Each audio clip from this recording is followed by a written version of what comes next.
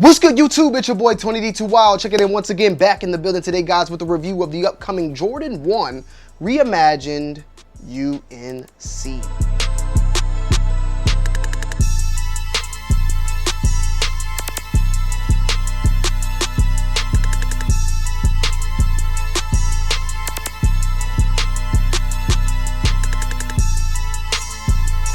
The Jordan 1 Reimagined UNC is set to release on May 10th for a retail price point of $180.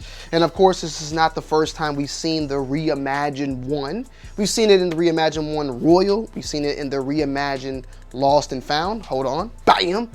These right here, which was an instant classic.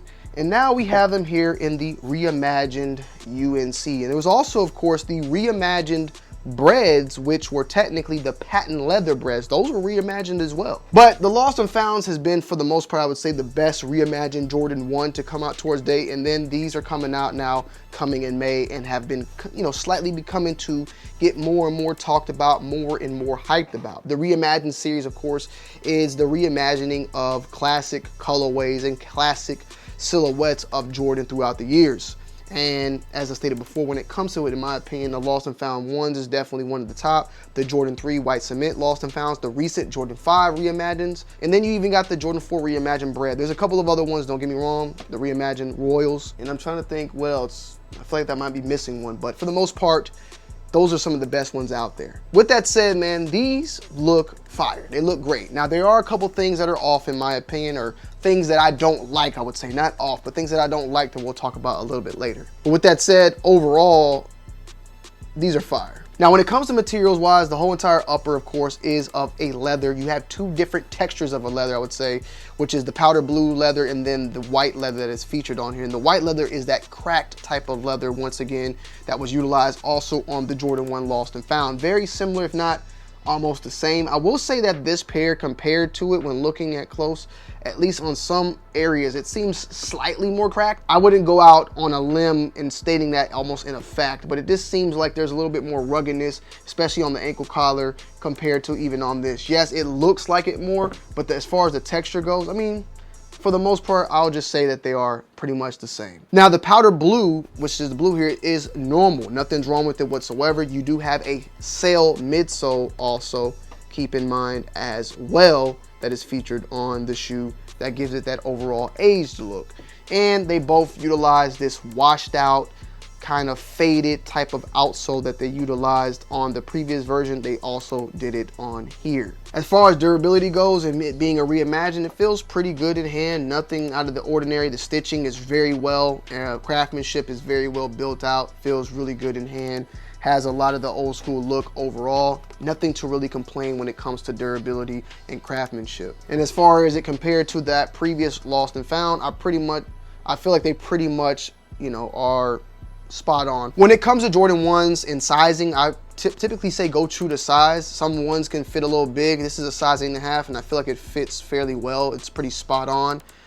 And for ones itself, comfort level, they're not the most comfortable shoes, but you're not really wearing Jordan 1s for comfort. You're wearing them more for the aesthetic reason. So keep that in mind as well. But sizing wise, go true. Comfort wise, keep in mind it's 40-year-old sneaker. And with that said, wide foot friendly when it comes to Jordan 1s, you guys will have to let me know. I would say these are probably one of the more wide foot friendly shoes out there. Now, as far as like performance wise, right, on a shoe like this, let's keep it 1000. This is a 40-year-old shoe. Are you gonna go play basketball in it? You could, but I'm not really suggesting it. Breathability, cushioning support, grip, this is more of an aesthetic sneaker overall.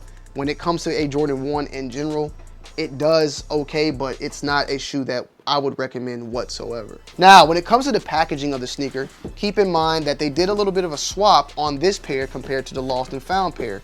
So on this pair, you can see you have an orange bottom with a black and red typical Jordan 1 top. And the bottom portion of it being orange, I think is more in line with what you typically see coming out of like samples or some shoes that get sent from Nike. Sometimes they don't have a box or the box is damaged, and they'll send it in this all orange Nike box that looks very similar to this. And I guess maybe this is somewhat like of a replacement box, the same way there was a replacement lid. But if you look at the Lost and Founds box, it features an orange top with a black and red bottom, So it's pretty much swapped. Now, if I got the lost and found box here and I had this box here, I could swap the tops and everything would match up perfectly well. Now you have that overall just faded look, like this shoe has been sitting somewhere in a closet or sitting and collecting dust over time. On the inside, of course, typical Jordan 1 inside, ain't nothing special. Extra set of laces, as you can see, we rocked it with the powder blue laces and then the white. I prefer the white overall. And these did not come with a receipt like the lost and founds did, because the story of this is not like the lost and founds. It's just the UNC Reimagined. Definitely though, in my opinion, an overall solid sneaker for the springtime to bring out some bright colors. I think that you could rock this with a lot of different things out here, fit wise. Overall, I'm happy with the shoe and how it came out overall. As far as hype goes, this is definitely going to be a hyped up release. This is potentially going to be on a top 10 sneaker of the year list for many people out there, potentially even me as well. I'm not going to go ahead and jump the gun to say it, but it's definitely going to be one of the more prominent releases of this year that people will remember and talk about. It's starting to build up, but it'll be more and more as we get closer to May 10th. That said, I think these are going to be doing pretty well. And resale wise, they're going to be a little bit of resale, maybe up into the 250s. And let's just check the current market value right now. So right now on StockX, a size 8.5, this doesn't even look right. Oh, sell for 180. People are willing to spend retail right now on this shoe. But if you want to buy the shoe, 250 is the price point. I don't see that going up that much, honestly.